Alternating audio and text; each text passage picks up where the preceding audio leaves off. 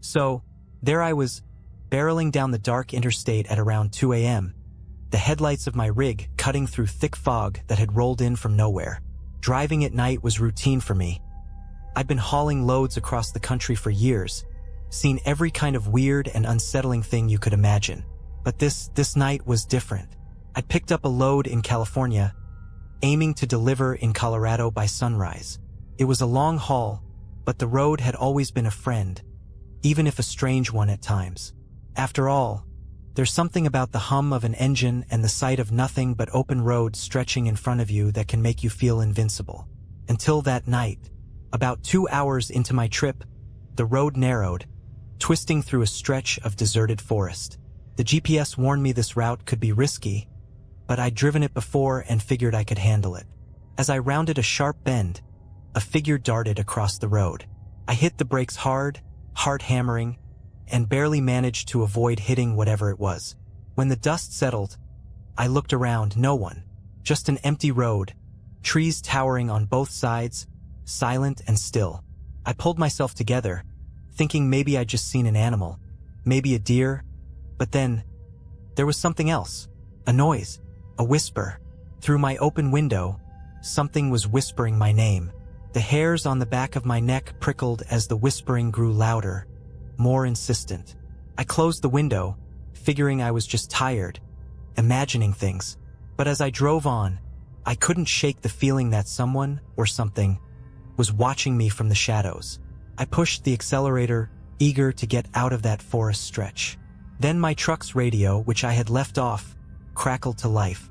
Static filled the cabin, and underneath the static, a voice murmured just barely loud enough to hear. "Come back." A chill ran down my spine. I didn't recognize the voice, but it sounded wrong, like a mix of static and a low, gravelly growl, echoing as if it were calling from a distance. I turned off the radio completely, but the voice kept repeating, "Come back, come back," and then, just like that, the radio fell silent. I was starting to feel like this night was taking a very dark turn, but I kept pushing forward, just wanting to leave that stretch of road behind. Another hour went by, and I began to think maybe I was in the clear. The fog had cleared up, and the road was empty once more. But then, out of nowhere, my rig lurched as if I'd hit something massive. I swerved, struggling to keep control. The truck slowed to a stop, and in the glow of my headlights, I saw it. A person, lying in the middle of the road. Or at least, that's what I thought it was. I leapt out of the cab, heart pounding, and rushed over. But as I got closer, I froze. The figure didn't have a face. Where eyes, nose, and a mouth should have been, there was just smooth, blank skin stretched over bone. It lay there, motionless, its arms twisted at impossible angles. I stumbled back, suddenly aware of just how silent the night had become. No wind, no crickets, just the heavy, suffocating silence pressing in from all sides. I was about to turn and run back to my cab when a sound echoed through the trees. A low, gurgling growl, like something huge and angry was hiding in the darkness, watching. I looked back at the figure on the road, and that's when I saw it move. Not much, just a slight twitch of its fingers, but it was enough to send me scrambling back to the truck. I jumped into the driver's seat, fumbling to start the engine. The headlights caught something else moving on the side of the road. More figures, all identical, all faceless, slowly emerging from the trees. They stood there, staring, or whatever they did with those smooth faces, right at me. With a shuddering gasp, I slammed my foot down on the accelerator and peeled out of there. My headlights cut through the darkness, revealing nothing but the empty road ahead. But as I sped away, I glanced in the rearview mirror and saw the figures following me. The figures didn't run. They didn't even walk. They just appeared, like static on a TV screen flickering closer each time I glanced back. 1 second, they'd be 50 feet behind, the next just 10. I couldn't look in the mirror anymore. I gripped the wheel, white-knuckled, heart racing, as I pushed the rig harder than I'd ever dared. The engine roared, tires screeched, but no matter how fast I drove, I felt that presence right behind me. Somehow, deep down, I knew If I looked in the mirror again, I'd see one of those faceless things inside the truck, right behind me. Reaching, the highway started twisting and turning again, winding deeper into an endless maze of black trees and shadow. My GPS had long since lost signal. The only thing guiding me now was instinct and the desperate urge to escape. Just as I felt I couldn't take it anymore, a shape loomed on the horizon. An old gas station, lights flickering. It looked deserted, but I didn't care. I slammed on the brakes, bringing the rig to a screeching halt right in front of the place. I jumped out, expecting to feel hands or whatever those things had instead of hands. Grab me, pull me down, but nothing. The air was still, the night silent.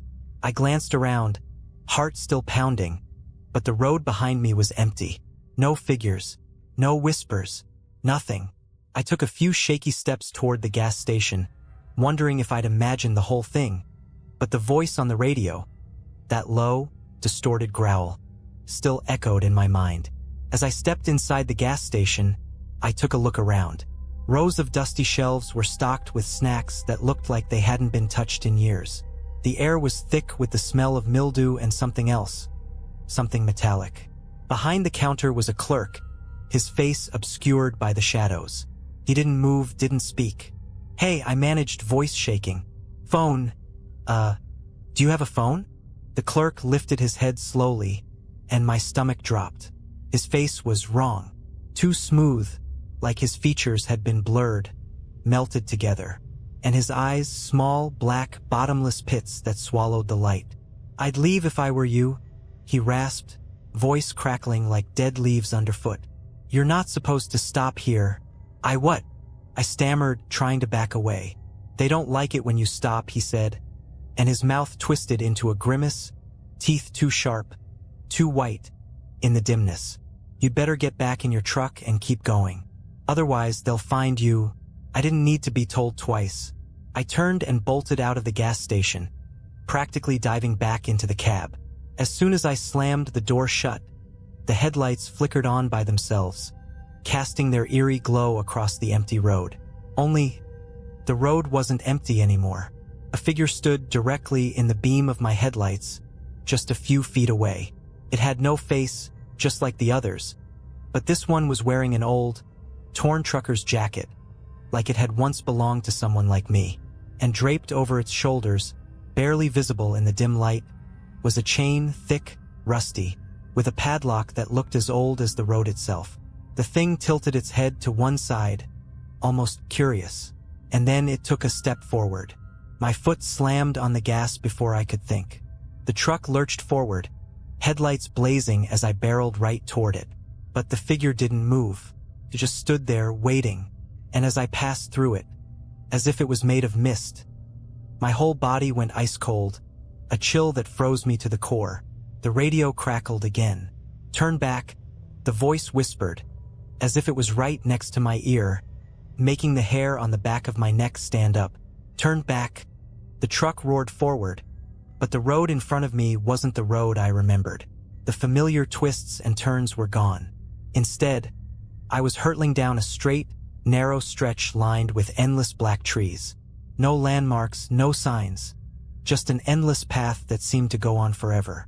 I glanced at the clock on the dashboard. It was stuck on 2:37 a.m., the digits flickering weakly. My GPS was blank, no signal, no map, just a hollow, empty screen. I tried the radio again, desperately twisting the knob, but all I got was that same low, static-laced growl. It droned on, maddening, echoing through the cab like it was trapped with me. Then headlights appeared in the distance, a massive set, like those of a semi barreling toward me at full speed. I honked the horn, flashing my lights, trying to get the other driver's attention. But the lights didn't budge. They just kept getting closer, faster, brighter. My heart pounded as I gripped the wheel, hands slick with sweat. The headlights bore down on me until they were blinding, consuming everything in their beams. I couldn't see the road. I couldn't see anything. And just as the lights reached me, I braced for the impact, and then silence. I opened my eyes, heart still racing, and realized I was parked at a rest stop.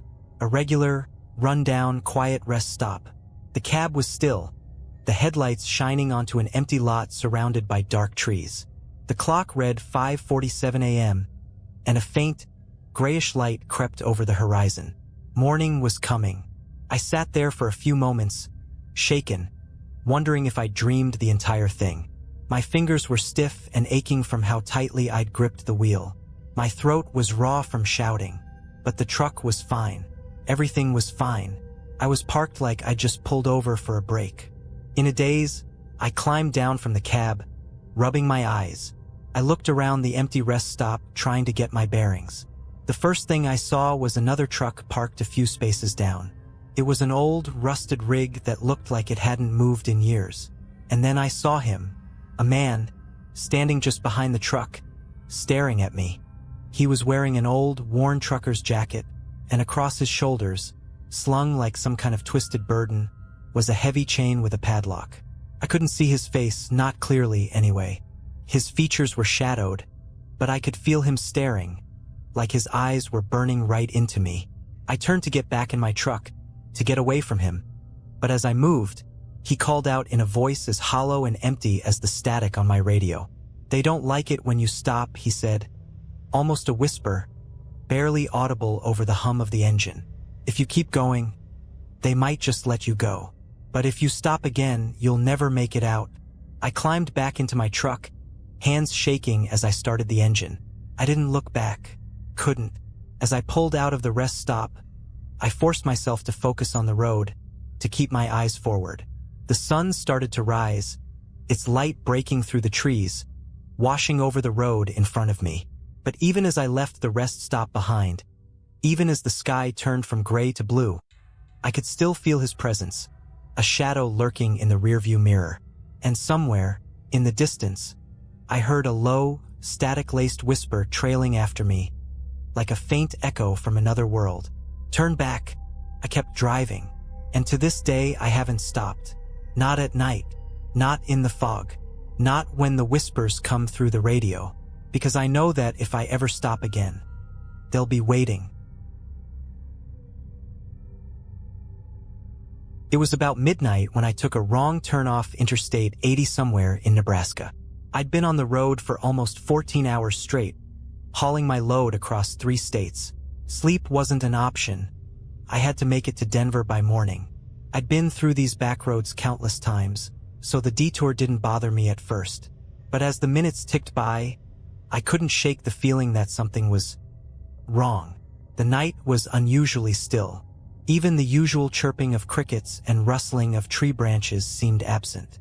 Then I noticed a dim glow in the distance. A rundown gas station, miraculously still open at this hour. I figured I'd pull over, grab a coffee, and ask for the quickest way back to the main road. When I walked in, the place was empty. No one behind the counter, no customers. The fluorescent lights overhead buzzed, casting an eerie, almost sickly glow. There was something stale in the air, the kind of staleness that hinted at secrets best left alone. "Hello," I called out, trying to break the silence. Nothing. Shrugging it off, I poured myself a cup of burnt-smelling coffee. Just as I was about to leave, a figure emerged from the back room. He was tall, skinny, with a face that looked like it hadn't smiled in decades. He stared at me for a long, uncomfortable moment before muttering, "Headed west?" I nodded, taking a sip from my cup, wishing I hadn't. Tasted worse than it smelled. "Stay on Route 17, he said slowly, as if each word cost him something. "And don't stop, no matter what." That got my attention. "What do you mean, don't stop?" The man didn't answer. He just gave me this haunted look and disappeared into the back. As I got back in my truck, his words stuck with me. "Don't stop." I chuckled, chalking it up to some small-town superstition. But the weirdness of the place lingered, gnawing at my mind as I merged back onto the road.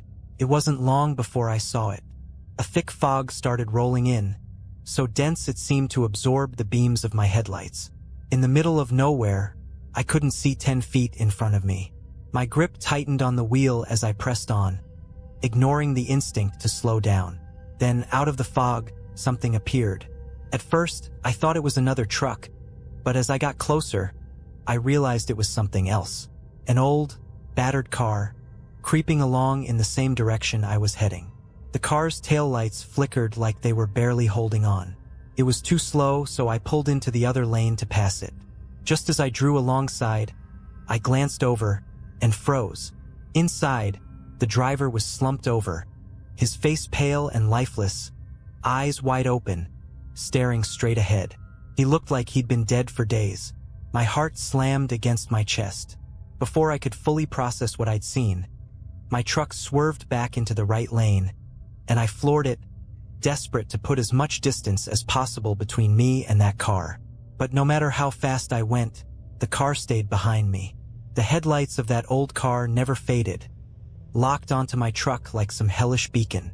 I kept glancing at my mirrors, hoping to lose it around a bend, but every time I checked, it was right there, close enough that I could almost feel the driver's dead eyes boring into the back of my skull.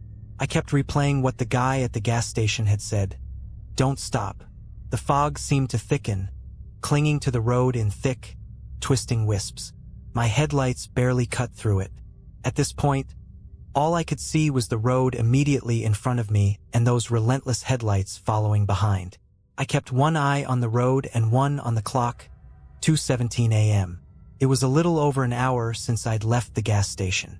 I just had to keep moving, keep my focus on Denver. Then I saw something in the road. At first, it was just a shape, low and unmoving. As I got closer, it became clear. It was a figure, hunched over on all fours.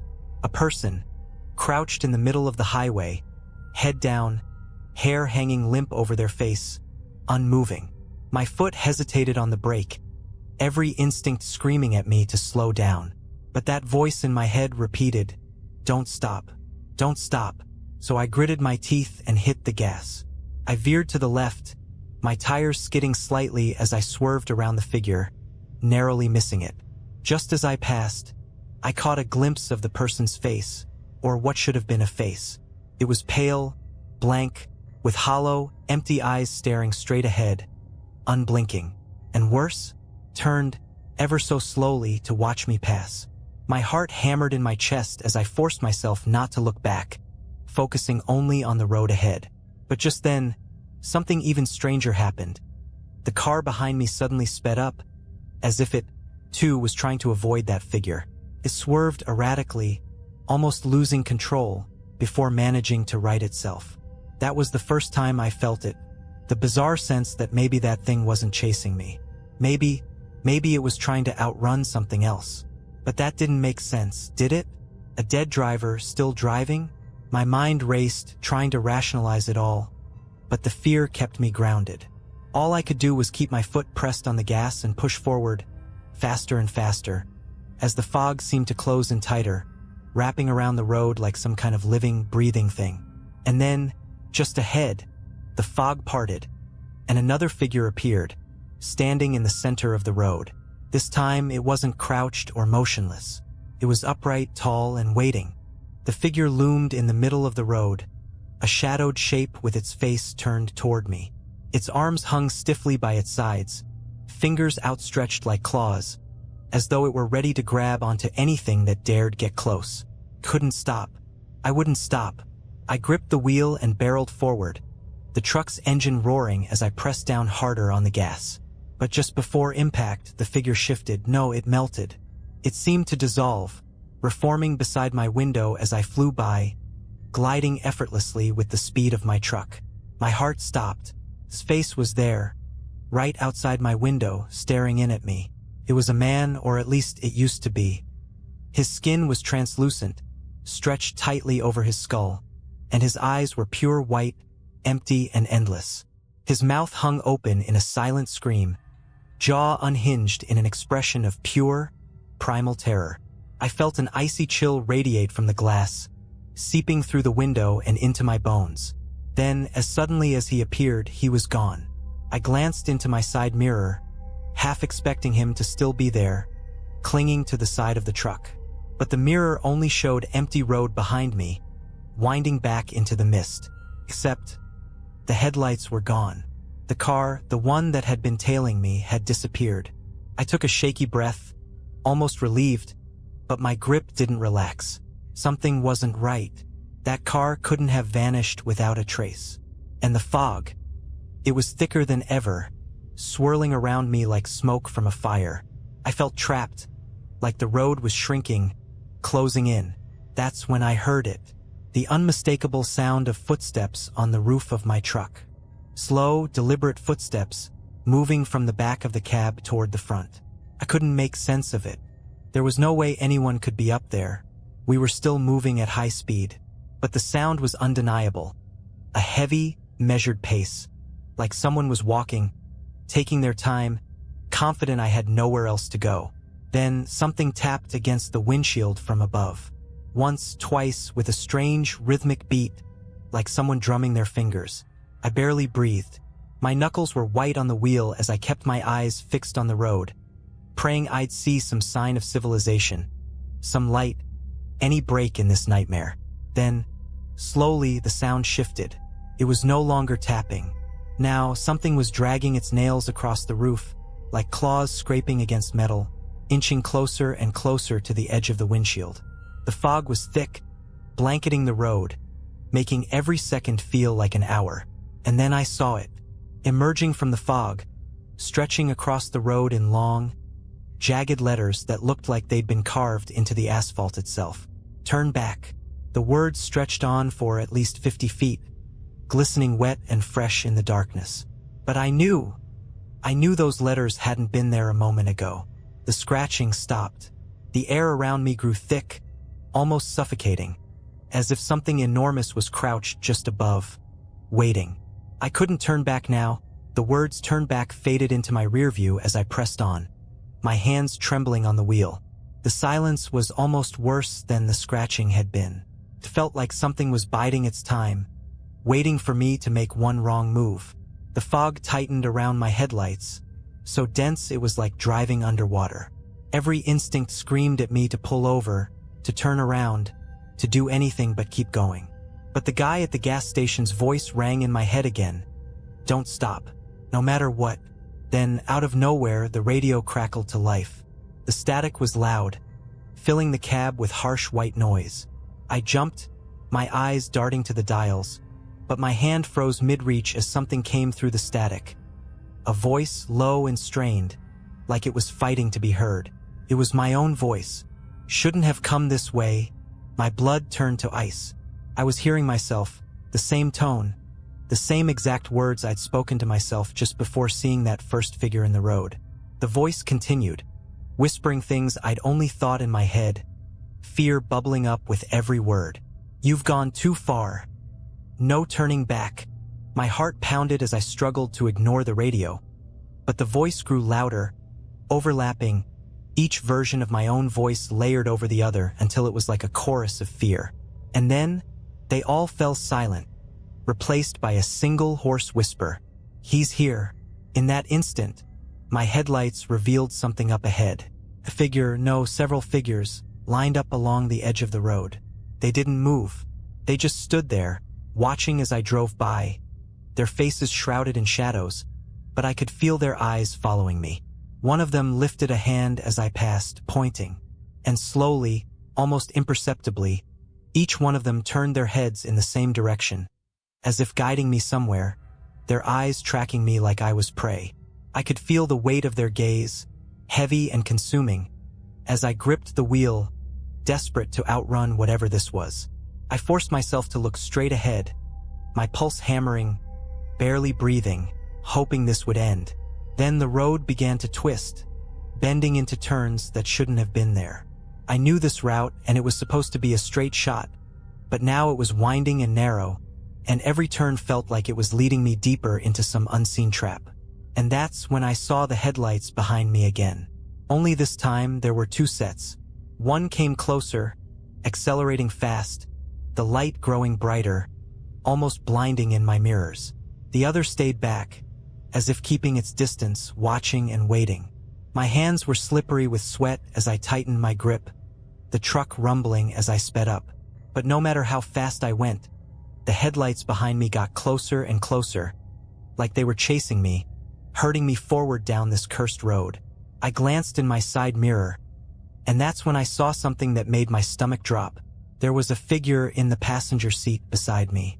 I couldn't look directly at it, my vision fixed on the road, every instinct screaming not to acknowledge whatever was sitting there beside me. But in my peripheral vision, I saw just enough. The figure was hunched, its bony hands resting on its knees, fingers tapping a slow, deliberate beat. Its skin was gray, taut, and corpse-like, stretched over a face that was turned toward me, unblinking. Its eyes were pits of darkness, endless and consuming, and even without looking straight at it, I felt its gaze boring into me. It leaned closer, the stench of rot and damp earth filling the cab, pressing down on me. I clutched the wheel, knuckles white, struggling to keep my focus on the road. My heart raced, each beat louder than the last, thundering in my ears. The voice on the radio returned, faint but unmistakable, whispering the same words over and over. "He's here. He's here. He's here." I pressed down harder on the gas, the truck roaring as I tried to outrun the voice, the figure, the headlights chasing me. But no matter how fast I went, the road kept twisting, leading me deeper into some unknown place, the fog thickening, the turns sharper, narrower, until I barely had control. The figure beside me shifted. Slowly, it raised one skeletal hand and pointed forward, guiding me. I didn't want to look, didn't want to follow, but the road seemed to have a mind of its own, curving sharply as if steering me right where the figure wanted. And then, in the distance, I saw a bridge. It loomed out of the fog, old and decrepit, the kind of structure that looked like it hadn't seen use in decades. The wood was dark, slick with something that glistened in the fog, and the beams above it were twisted and broken, barely holding together. A shiver ran through me, but I couldn't stop. The headlights behind me flared, blinding, pushing me forward. The figure beside me whispered something, a garbled mess of words that chilled my blood. My mind raced, trying to make sense of it, to understand, but it was like hearing a language from a nightmare, words that shouldn't exist.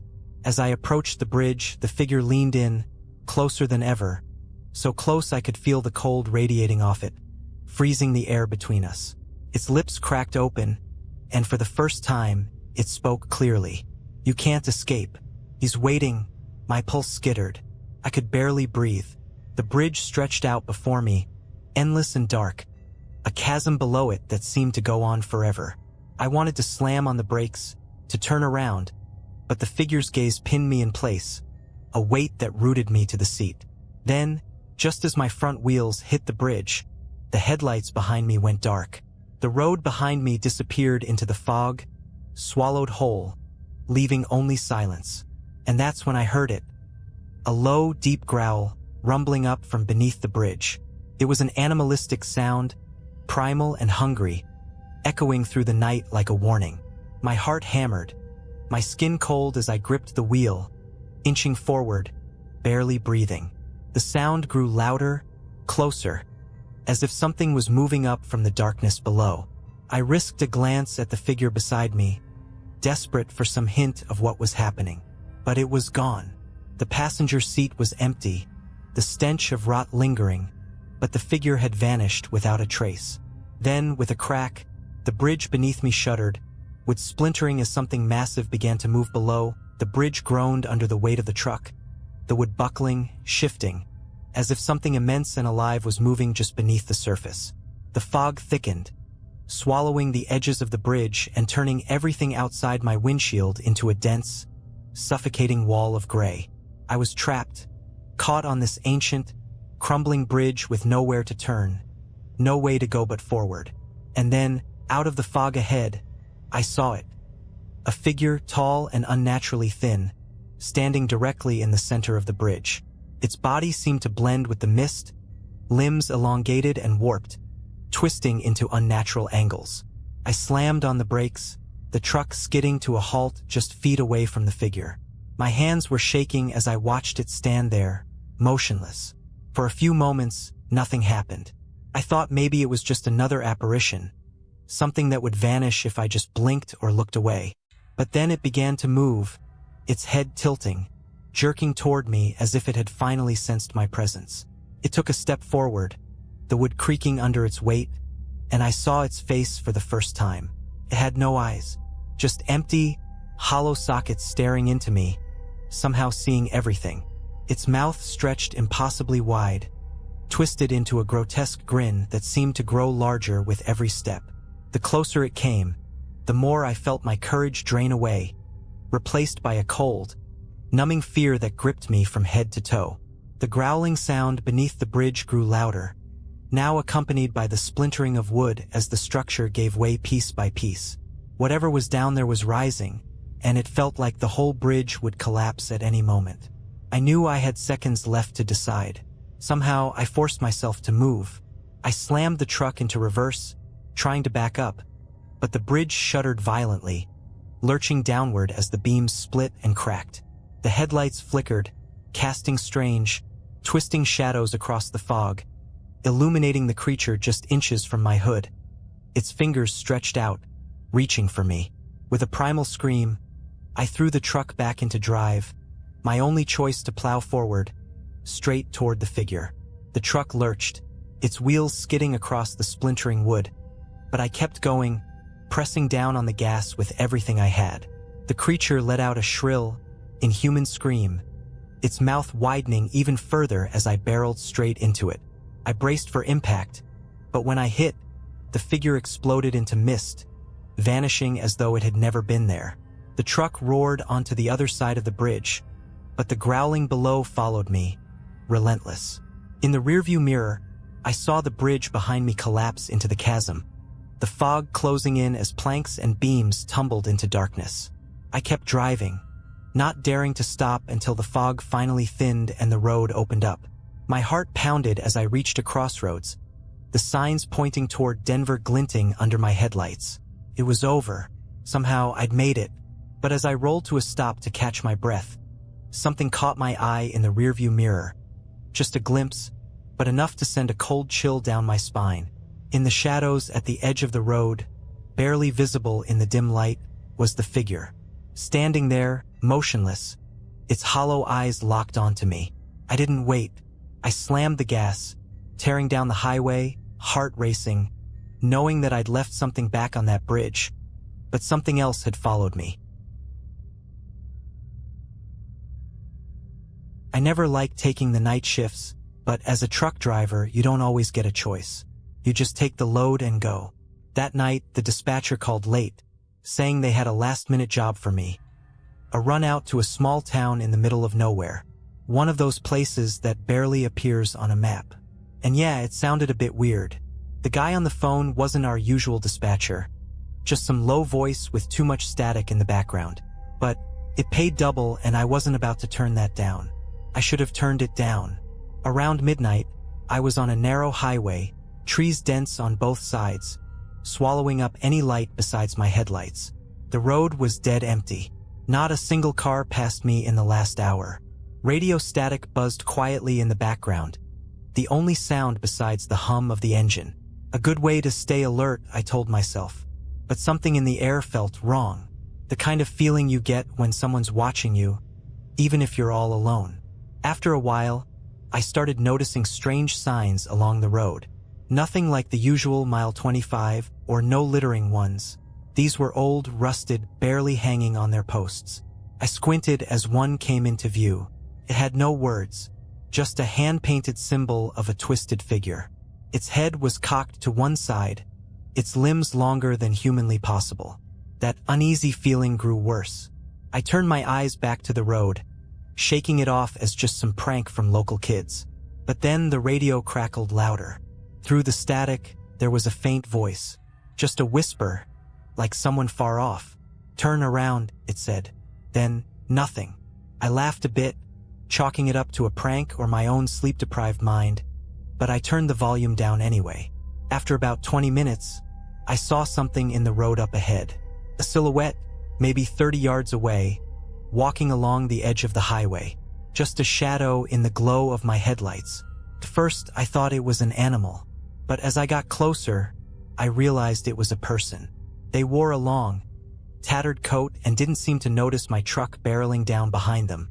It wasn't until I was practically on top of them that they finally looked up. Their face, if you could call it that, wasn't right. The features were blurred, almost melting together like a half-formed clay sculpture. Eyes too large, mouth stretched into a frozen, unnatural smile that twisted at odd angles. As I sped past, their gaze snapped to meet mine, unblinking. I felt a shiver crawl up my spine. I knew I should have kept driving, but I slowed down, glancing in my rearview mirror. There was no one there, just the empty road behind me. I sped up. The voice on the radio came back, crackling with static. Louder this time. "You need to leave." I pressed the power button, trying to turn it off, but the voice kept coming, scratchy and distorted. I hit the button harder. Nothing. Then, a burst of static cut through the silence, and I heard the sound of footsteps. It sounded like someone was running, bare feet slapping against cold concrete, and it was getting closer. My heart raced. I stomped on the gas, forcing my rig to go faster down that winding road. My eyes were glued to the rearview mirror, watching the empty road behind me. And then I saw it. That twisted figure was back. Not walking this time, running. Its long, distorted limbs pumped furiously, its misshapen face fixed in a grotesque grin, and it was keeping pace. I forced my eyes forward, praying that whatever it was wouldn't catch up. The radio static exploded again, deafening this time, and I heard a scream, sharp and piercing, like nails dragging across my mind. My vision blurred for a second, my grip slipping on the wheel, and the truck veered slightly before I managed to steady it. Just ahead, a shape emerged from the trees lining the road. A man, waving his arms frantically in the middle of the highway, his eyes wild with panic. I swerved, barely managing to avoid him. My brakes screeched as I brought the truck to a halt, my heart thundering in my chest. I looked out the window, but the man was gone. Nothing but the empty road stretched out before me. I told myself to keep going, just get the hell out of there. But something in me, maybe the old trucker's code of helping others, made me check the side mirror again. And there he was, the man standing just behind my truck, staring up at my window. His eyes were wide, mouth gaping open as if he were silently screaming. I didn't dare get out. I just stared back at him, feeling my skin prickle with cold dread. He took a step forward, his hand reaching up to the door handle. I floored it. The truck roared as it leapt forward, leaving that figure behind in the swirling dust. I didn't look back, not once. I just drove, faster than I ever had, the trees blurring past as the road stretched out in front of me. Hours later, I finally saw the lights of a gas station, a sign of life.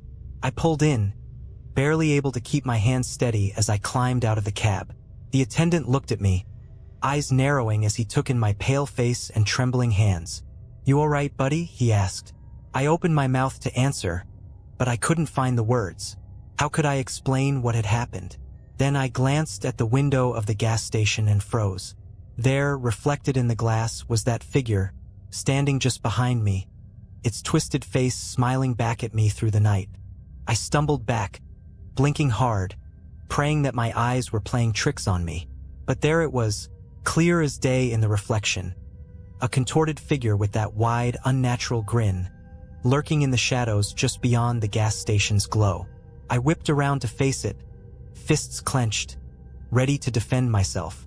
But there was nothing there, just the dark, empty road stretching back into the woods. The gas station attendant tilted his head, watching me with concern. "You sure you're okay, man?" I took a shaky breath, wiping sweat off my forehead. Yeah, I just thought I saw something. Long haul, huh?" he said, not convinced. "Need a coffee? Bathroom?" I nodded, feeling stupid for letting some hallucination shake me up this much. "Yeah, coffee, please." Inside, the fluorescent lights were harsh, casting everything in a sickly white glow. The place was silent. No music, no hum of fridges, just that thick, uncomfortable quiet. I moved to the counter, drumming my fingers while the guy poured me a cup. I couldn't help but glance over my shoulder, scanning the glass doors to make sure I was still alone. As the attendant handed over the coffee, I felt an overwhelming urge to just talk to someone, to explain what I'd seen, to ask if he'd ever experienced anything like it on this highway. But before I could say a word, I noticed something odd on the guy's arm. It was a tattoo right above his wrist, a strange symbol that looked familiar. It was the same twisted figure I'd seen on that rusted road sign, its limbs bending at impossible angles, eyes hollow and black.